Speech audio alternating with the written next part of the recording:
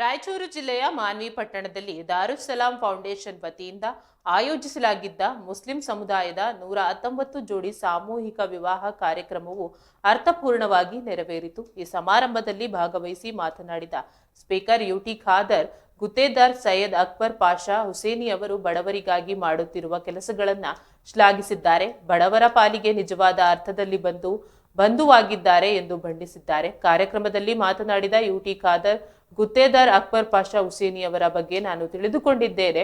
ಅವರು ಬಡವರಿಗೆ ಮಾಸಿಕ ಪಿಂಚಣಿ ನೀಡುವುದಲ್ಲದೆ ವಿವಿಧ ರೀತಿಯಲ್ಲಿ ಸಹಾಯ ಮಾಡುತ್ತಾರೆ. ಅವರ ಈ ಸಾಮಾಜಿಕ ಕಳಕಳಿ ನಿಜಕ್ಕೂ ಶ್ಲಾಘನೀಯ ಎಂದು ಹೇಳಿದ್ದಾರೆ. ಸಚಿವ ಸತೀಶ್ ಜಾರಕಿಹೊಳಿ ಮಾತನಾಡಿ, ಗುತ್ತೇದಾರ್ ಅಕ್ಬರ್ ಪಾಷಾ ಹುಸೇನಿ ಅವರು ಸಾಮಾಜಿಕ ಕಾರ್ಯಕ್ರಮಗಳನ್ನು ಮಾಡುವ ಮೂಲಕ ರಾಜ್ಯದ ಇತಿಹಾಸದಲ್ಲಿಯೇ ಮಾದರಿಯಾಗಿದ್ದಾರೆ. ಅವರ ಕಾರ್ಯಗಳ ಬಗ್ಗೆ ಜನರಲ್ಲಿ ಸಾಕಷ್ಟು ಮೆಚ್ಚುಗೆ ವ್ಯಕ್ತವಾಗಿದೆ. ಸರ್ಕಾರವು ಮುಸ್ಲಿಂ ಸಮುದಾಯದ ಅಭಿವೃದ್ಧಿಗಾಗಿ ಹಲವು ಯೋಜನೆಗಳನ್ನು ಜಾರಿಗೆ ತಂದಿದೆ ಎಂದು ತಿಳಿಸಿದ್ದಾರೆ. ಶಾಸಕ ಹಂಪಯ್ಯ ನಾಯ್ಕ ಮಾತನಾಡಿ, ಗುತ್ತೇದಾರ್ ಅಕ್ಬರ್ ಪಾಷಾ ಹುಸೇನಿ ಅವರು ಗುತ್ತೇದಾರರಿಗೆ ಕೆಲಸ ಮಾಡುವುದರ ಜೊತೆಗೆ ಬಡವರನ್ನ ಮೇಲೆತ್ತುವ ಬಯಕೆ ಹೊಂದಿದ್ದಾರೆ. ಸಾಮೂಹಿಕ ವಿವಾಹದಂತಹ ಕಾರ್ಯಕ್ರಮಗಳನ್ನು ಆಯೋಜಿಸುವ ಮೂಲಕ ಇತರರಿಗೆ ಮಾದರಿಯಾಗಿದ್ದಾರೆ ಎಂದಿದ್ದಾರೆ.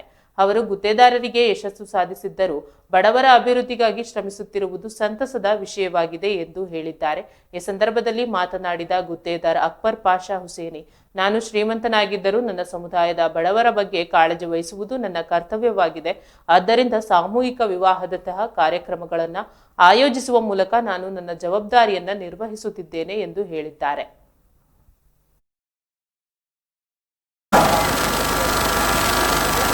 ಬಂಧುಗಳೇ,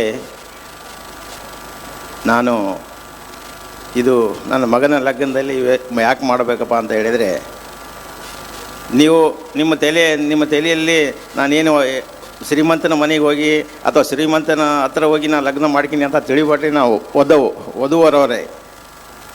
ನಾನು ನಿಮ್ಮ ಅಣ್ಣ ಅಥವಾ ತಮ್ಮ, ನಿಮ್ಮ ಮನೆಯಲ್ಲಿ ನಿಮ್ಮ ಅಪ್ಪಗ ನಿಮ್ಮ ಅಣ್ಣಗೆ ಎಷ್ಟು ಜವಾಬ್ದಾರಿ ಇರ್ತದೋ ಅಷ್ಟು ನನ್ನ ಜವಾಬ್ದಾರಿ ಅಂತ ತಿಳಿದು ನೀವು ನನ್ನ ಮನೆಗೆ ನೀವು ಯಾವಾಗಲೂ ಬರಬಾರದು.